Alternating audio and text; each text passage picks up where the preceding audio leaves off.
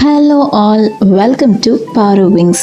பாரு விங்ஸில் இன்றைக்கி நம்ம பார்க்க போகிற ரெசிபி என்னென்னா, ராகியை வச்சு ஒரு அருமையான பக்கோடா தான் செய்ய போகிறோம். வாங்க எப்படி செய்யலான்றதை பார்க்கலாம். ஃபஸ்ட்டு ஒரு மிக்ஸி ஜாரில் பூண்டு, இஞ்சி, அதுக்கப்புறம் ஒரு 3 பச்சை மிளகா, அதோட சோம்பு 2 ஸ்பூன் சேர்த்துக்கலாம்.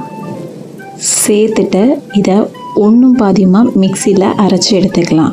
ரொம்ப நைஸாக அரைச்சிடக்கூடாது, சும்மா ஒரு பல்ஸ் மோடில் பண்ணி எடுத்துக்கலாம். இல்லைனாலும் நீங்கள் தட்டியும் எடுத்துக்கலாம். அதுக்கப்புறமேட்டு ஒரு பவுலில் வெங்காயம், பெரிய வெங்காயம் நல்லா பெருசாக ஒன்று எடுத்துட்டு அதை கொஞ்சம் தின் ஸ்லைசஸாகவே கட் பண்ணி எடுத்துட்டு அதை நல்லா பிசைஞ்சு விடணும். நல்லா அழுத்தி பிசைங்க, அப்போ தான் நல்லா அது ஒரு லேயராக வரும். அதனால தான் நம்ம நல்லா அழுத்தி புஷ் பண்ணி பிசைகிறோம்.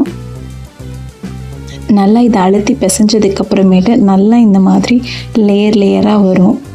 அதுக்கப்புறமேட்டு அதில் நம்ம ஏற்கனவே அரைச்சி வச்சுருக்கிற அந்த பேஸ்ட்டை இதோடு சேர்த்துக்கலாம். இதை நல்லா தட்டியும் கூட நம்ம சேர்த்துக்கலாம். சேர்த்துட்டு அதோட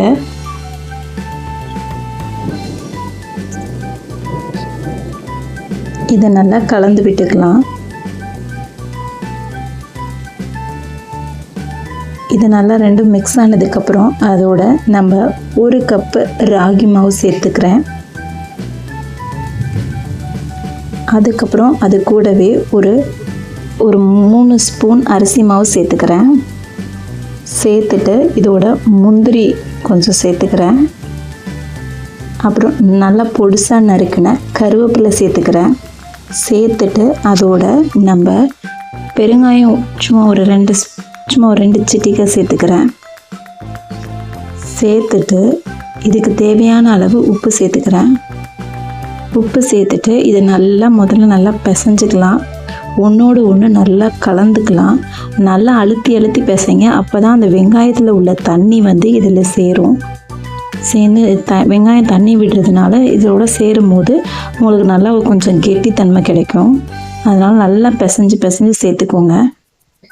இது நல்லா சேர்த்ததுக்கப்புறமேட்டு அதில் சூடான எண்ணெய் ஒரு 3 ஸ்பூன் சேர்த்துக்கிறேன். நல்லா கொதிக்கிற எண்ணெயை சேர்த்துக்கோங்க. சேர்த்துட்டு கையை வச்சு கிளறிடாதீங்க. ஒரு ஸ்பூன் வச்சு ஃபஸ்ட்டு நல்லா அதை கிளறி விடுங்க. ஒன்று சேர கலந்து விடுங்க.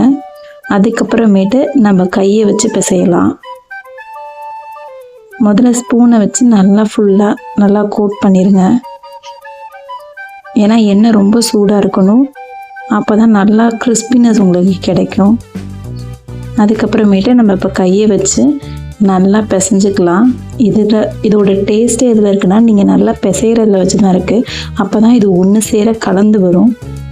கலந்து வரும்போது தான் நல்ல ஃப்ளேவர் கொடுக்கும். இது நல்லா சேர்ந்து வரணும். அதுக்கப்புறமேட்டு இது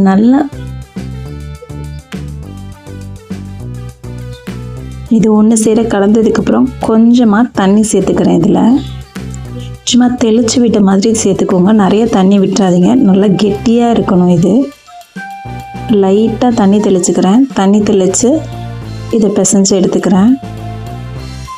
இதை பிசைஞ்சிட்டு ஒரு 10 நிமிஷம் அப்படியே விட்டுருங்க.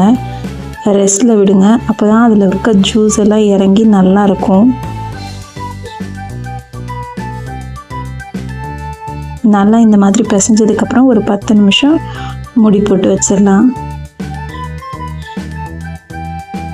வச்சதுக்கப்புறம் நல்லா இந்த மாதிரி இருக்கும். பார்த்திங்கன்னா நல்லா கோட்டடாக இருக்கும்.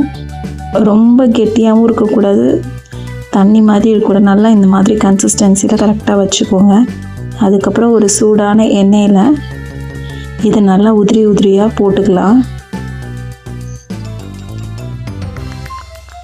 இதில் நீங்கள் வெங்காயம் எவ்வளோ சேர்க்குறீங்களோ அந்த அளவுக்கு டேஸ்ட்டு கொடுக்கும் உங்களுக்கு. இது கொஞ்சம் ஸ்லோவாக தான் குக் ஆகும். அதனால் மீடியம் ஹீட்லேயே வச்சுக்கோங்க. மீடியம் ஹீட்லேயே வச்சுட்டு இதை திருப்பி விடுங்க.